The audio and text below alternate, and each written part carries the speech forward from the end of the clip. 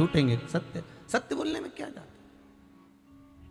सीता जी को ध्यान आया, हाँ मैंने एक गलती करी थी, जो फूल आए थे उसमें से मैंने पुष्प को सूंघ लिया था। भगवान राम को बिना दिए, राम जी के बिना सुगंधित लिए मैंने सूंघ लिया। अब क्या करूं? अब बोलो क्या करा? देवऋषि नारद ने कहा, माता जानकी एक काम करिए, अब तुलसी के पत्र को कहिए कि कमल के पुष्प की जो सुगंध ली है उसको छोड़कर अगर मैंने पति की सेवा में कोई कमी रखी हो और उनसे कोई चीज बिना दिए मैंने समर्पित कर ली हो, बिना दिए मैंने अगर ग्रहण कर ली हो, तो मेरा ये तुलसी का पत्र अगर ऐसा हो तो अवश्य लगे। अगर कुछ रह गया हो, कमल के पुष्प की सुगंध के सिवाय अगर मैंने कुछ रह गया हो। सीता जी ने विनती करी, तुलसी का पत्ता उड़ा, उड़कर वापस पुनः उसी डाली में वापस लग गया, वापस लग गया। देवऋषि नारद से माता जानकी जी ने कहा, अब तो आप भोजन करेंगे ना मेरे हाथ का?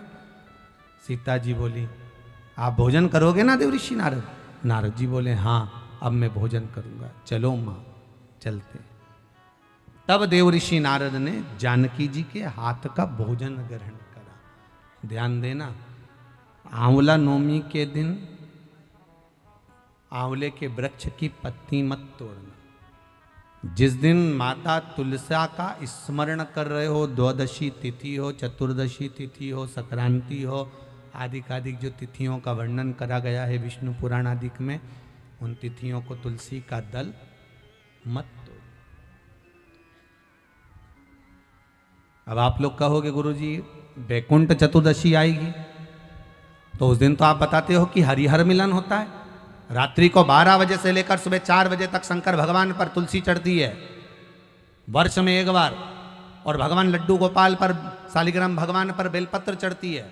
उस बेलपत्र और तुलसी को सुबह 4 बजे से पहले पहले शहद की शीशी में रखा जाता है। और उस शहद को जो बच्चा माइंड से कमजोर होता है, बुद्धि से कमजोर होता है, जो पढ़ने में कमजोर होता है, जिसका विवेक काम नहीं करता, कोई कंपटीशन एग्जाम उसका निकल नहीं रहा होता है, तो 1 महीने उस बच्चे को वो शहद चटाया जाता है, तो बच्चा विद्वान हो जाता है। माता पिता को कहना नहीं पड़ता कि पढ़ने बैठ, पढ़ने बैठ, पढ़ने बैठ, बच्चा खुद पढ़ता है।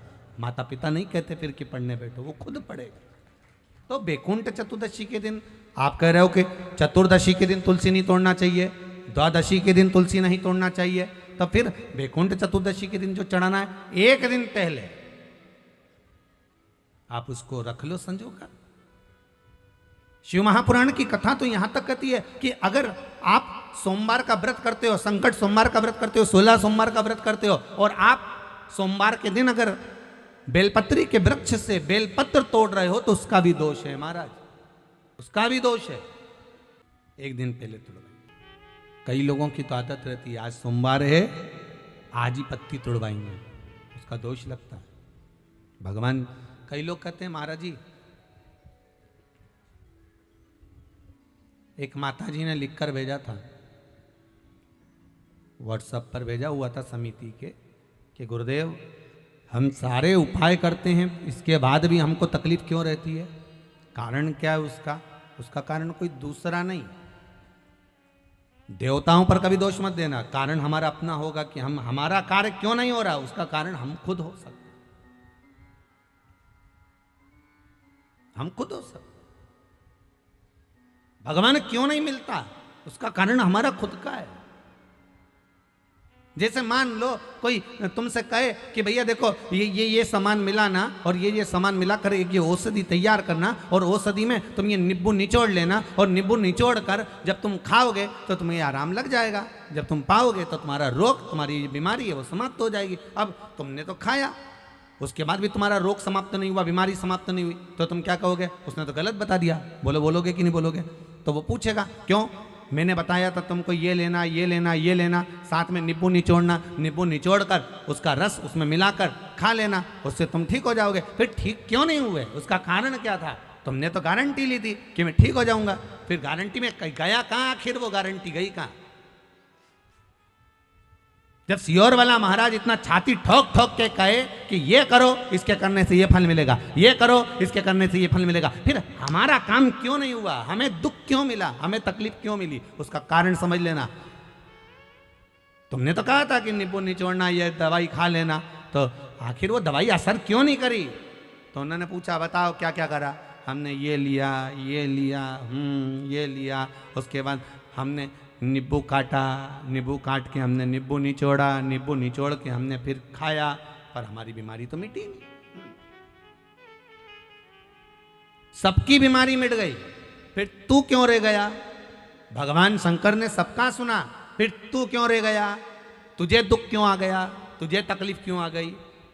फिर से बता कि मैंने ये डाला, ये डाला, ये डाला, नींबू निचोड़ा, फिर उसको खाया, पर मुझे आराम नहीं लगा, उसका कारण क्या है। तो फिर जिसने दवाई बताई थी उसने पूछा ये बता कि तूने नींबू निचोड़ा तो कैसे निचोड़ा, कि ऐसे ही निचोड़ा। नहीं नहीं, नींबू तूने निचोड़ा तो निचोड़ा कैसे, अरे तो उसको काटा।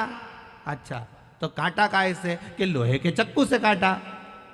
बस दवाई वाले ने कह दिया, वो चक्कू जो था ना वो लोहे का था, और लोहे के चक्कू का जो उसमें पदार्थ लग चुका था, और लोहे के चक्कू का उसमें जो जंग था वो आ गया था, और वो निचोड़ने पर पूरी दवाई का नाश कर दिया, इसलिए तेरा काम नहीं हुआ। नींबू निचोड़ना था तो जैसे लोग वो कांदा नहीं रहे, कांदा कैसे फोड़ दे, ऐसे नींबू को फोड़ के और उसका रस निकाल कर, वो प्याज होता ना, प्याज को काट की जगह ऐसे फोड़ दिया, अब उसका रस निकाल कर तो जो नींबू का रस निकाल कर घोट के पी। अब की बार उसने वही करा, ना चक्कू से काटा ना तलवार से काटा, उसने नींबू को डोचा, उसका रस निचोड़ा, खाया, वो ठीक हो गया, हो गया, रोग समाप्त।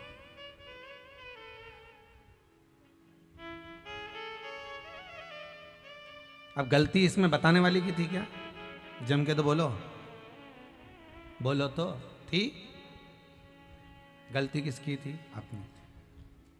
उसने कहा था नींबू निचोड़ना, इसने चक्कू से काटा, लोहे के चक्कू का भाग पदार्थ जंग उसमें लग गई, उसका असर दवाई का खत्म। गलती हमारी।